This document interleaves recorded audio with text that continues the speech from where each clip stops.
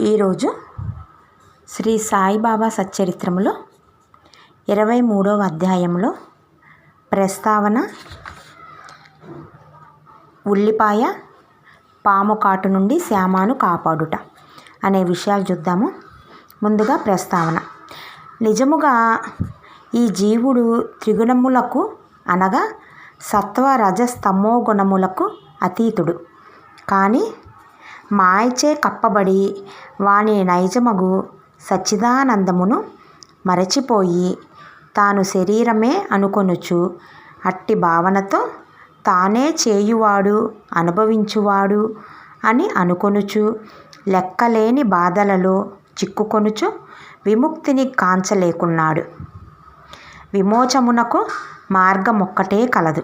అది గురుని పాదముల యందు ప్రేమమయమగు భక్తి. గొప్ప నటుడగు సాయి తన భక్తులను వినోదింపచేసి వారిని తమ నైజములోనికి మార్చెను. ఇంతకు పూర్వము చెప్పిన కారణములచే మేము సాయిని భగవంతుని అవతారముగా నెన్నుచున్నాము. కానీ వారెల్లప్పుడూ తాము భగవంతుని సేవకుడని చెప్పేడివారు. వారు అవతార పురుషులైనప్పటికీ ఇతరులు సంతృప్తికరముగా ఎట్లు ప్రవర్తించవలెనో చూపుచుండెడివారు. ఆయా వర్ణాశ్రమములకు విధింపబడిన కర్మలను ఎట్లు నెరవేర్చవలెనో తెలిపెడివారు. ఇతరులతో ఏ విషయములోనూ పోటీ పడేడివారు కాదు. తన కొరకేమైనా చేయుమని ఇతరులను కోరెడివారు కాదు. సమస్త చేతనాచేతనములందు భగవంతుని చూడగలిగిన బాబాకు వినయశీలమే ఉచితము గదా. ఎవరిని నిరాదరించుటకు గాని అవమానించుటకు గాని వారు ఎరుగరు. సమస్త జీవులలో వారు నారాయణుని గాంచుచుండెడివారు. నేను భగవంతుడును అని వారెన్నడూ అనలేదు. భగవంతుని విధేయ సేవకుడునని వారు చెప్పేవారు. భగవంతుణ్ణి ఎల్లప్పుడూ తలుచువారు. ఎల్లప్పుడూ అల్లా మాలిక్ అనగా భగవంతుడే సర్వాధికారి అను అనుచుండెడివారు. మేమితర యోగులను ఎరుగము. వారెట్లు ప్రవర్తింతురో ఏమి చేసెదరో ఎట్లు తినెదరో తెలియదు. భగవత్ కటాక్షముచే అవతరించి అజ్ఞానులకు బద్ధజీవులకు విమోచనము కలుగజేసెదరని మాత్రము ఎరుగదము. మన పుణ్యం ఏదైనా ఉన్నచో మహాత్ముల కథలను లీలలను వినుటకు కుతూహలము కలుగును. లేనిచో అట్లు జరగదు. ఇక ఈ అధ్యాయములోని ముఖ్య కథలను చూచెదము. యోగము ఉల్లిపాయ. ఒకనాడు యోగాభ్యాసము చేయు సాధకుడొకడు నానాసాహెబ్ చాందోర్కర్తో కలిసి షిరిడీకి వచ్చెను. అతడు యోగశాస్త్రమునకు సంబంధించిన గ్రంథములన్నీ చదివెను. తుదకు పతంజలి యోగ సూత్రములు కూడా చదివెను. కానీ అనుభవమేమీయూ లేకుండెను. అతడు మనస్సును కేంద్రీకరించి సమాధి స్థితిలో కొంచెము సేపైనా ఉండలేకుండెను. సాయిబాబా తన ఎడ ప్రసన్నుడైనచో చాలాసేపు సమాధిలో ఉండుట నేర్పెదరని అతడు అనుకొనెను. ఈ లక్ష్యముతో అతడు షిరిడీకి వచ్చెను. అతడు మసీదుకు పోయి చూచుసరికి బాబా ఉల్లిపాయతో రొట్టె తినుచుండెడిరి.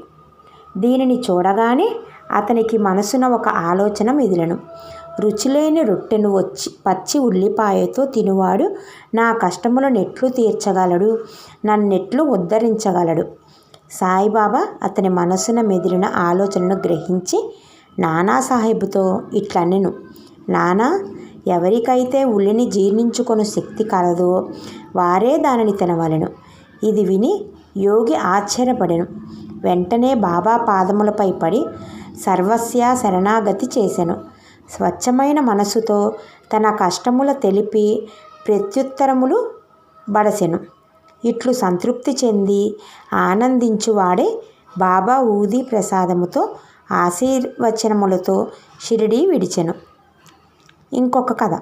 పాము కాటు నుండి శ్యామాను కాపాడుట.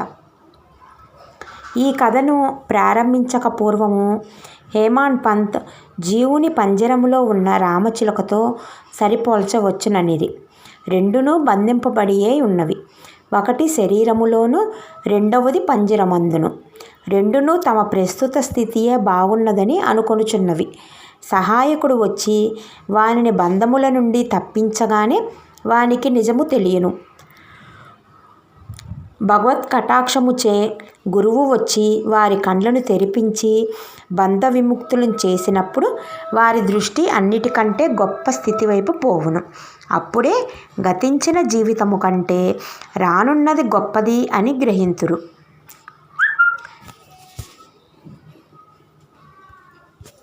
గత అధ్యాయములో మిరీకరుకు రానున్న ఉపాయము కనిపెట్టి రానున్న అపాయము కనిపెట్టి దాని నుండి అతనిని తప్పించిన కథ వింటిరి. అంతకంటే ఘనమగు కథను ఇచ్చట వినిదురు. ఒకనాడు శ్యామను విషసర్పము కరిచెను. అతని చిటికెన వ్రేలును పాము కరుచుటచే శరీరములోనికి విషము వ్యాపింప మొదలెడెను. బాధ ఎక్కువగా ఉండెను. శ్యామ తాను మరణించదని అనుకొనెను. స్నేహితురాలతని విరోబా గుడికి తీసుకొని పోవ నిశ్చయించిరి. పాము కాట్లు అచ్చట బాగు చేయుచుండెను. కానీ శ్యామ తన విరోబాయగు బాబా యొద్దకు పరుగెడెను. బాబా అతనిని చూడగానే కోపముతో వానిని తిట్టిన ఆరంభించెను. ఓరి పిరికి పురోహితుడా, పైకెక్కవద్దు, ఎక్కితివో నేమగునో చూడు అని బెదిరించుచు తరువాత ఇట్లు గర్దించెను. పో, వెడలి పొమ్ము, దిగువకు పొమ్ము. బాబా ఇట్లు కోపోద్దీపితుడై చూచి శ్యామ మిక్కిలి విస్మయమైందను, నిరాశ చెందెను. అతడు మసీదును తన ఇల్లుగా, బాబా తన ఆశ్రయముగా భావించుచుండెను. బాబా తన నెట్లు తరిమివేసినచో తానెక్కడికి పోగలడు? అతడు ప్రాణమందాశ వదులుకొని ఊరకుండెను. కొంతసేపటికి బాబా శాంతించి శ్యామ దగ్గరికి పోయి కూర్చొని ఇట్లనెను. భయపడవద్దు, ఏమాత్రమూ చింతించకు. ఈ దయామయుడైన ఫకీరు నిన్ను తప్పక రక్షించును. ఇంటికి పోయి ఊరక కూర్చుండుము, బయటికి పోవద్దు. నా యందు విశ్వాసం ఉంచుము, భయపడకుము, ఆందోళన పడవద్దు. ఇట్లా అని శ్యామను ఇంటికి పంపించెను. వెంటనే బాబా తాత్యా పాటిల్ను, కాకాసాహెబ్ దీక్షితుణ్ణి అతని వద్దకు పంపి తనకిష్టము వచ్చినవి తినవచ్చుననియు, గృహములోనే తిరగవచ్చుననియు, కానీ పండుకొనకూడదనియు ఈ సలహాల ప్రకారం నడుచుకొమ్మనెను. కొద్ది గంటల్లో శ్యామ బాగుపడెను. ఈ పట్టున జ్ఞప్తి ఎందుంచుకొనవలసినది ఏమనగా, బాబా పలికిన 5 అక్షరముల మంత్రము పో, వెడలి పొమ్ము, దిగువకు పొమ్ము అని శ్యామను ఉద్దేశించినది కాకుండా విషమును ఆజ్ఞాపించిన మాటలు. ఆ విషము పైకెక్కి ఎక్కరాదనియు, అది శరీరమంతయు వ్యాపించరాదనియు బాబా ఆజ్ఞాపించిరి. మంత్రములలో ఆరితేరిన తక్కిన వారి వలె వారే మంత్రము ఉపయోగింపవలన అవసరము లేకుండెను. మంత్రబియ్యము కానీ తీర్థము కానీ ఉపయోగించనవసరము లేకుండెను. శ్యామ జీవితమును రక్షించుటలో వారి పలుకులే అత్యంత శక్తివంతములైనవి. ఎవరైనా ఈ కథ కానీ ఇంకా ఇతర కథలు కానీ వినినచో బాబా పాదముల యందు స్థిరమైన నమ్మకము కలుగును. మాయమును మహాసముద్రమును దాటుటకు బాబా పాదములను హృదయములో ధ్యానించవలెను.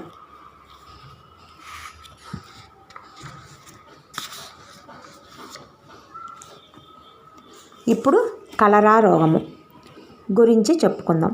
ఒకప్పుడు షిరిడీలో కలరా భయంకరముగా చెలరేగుచుండెను. గ్రామవాసులు మిక్కిలి భయపడిరి. వారితరులతో రాకపోకలు మానిరి.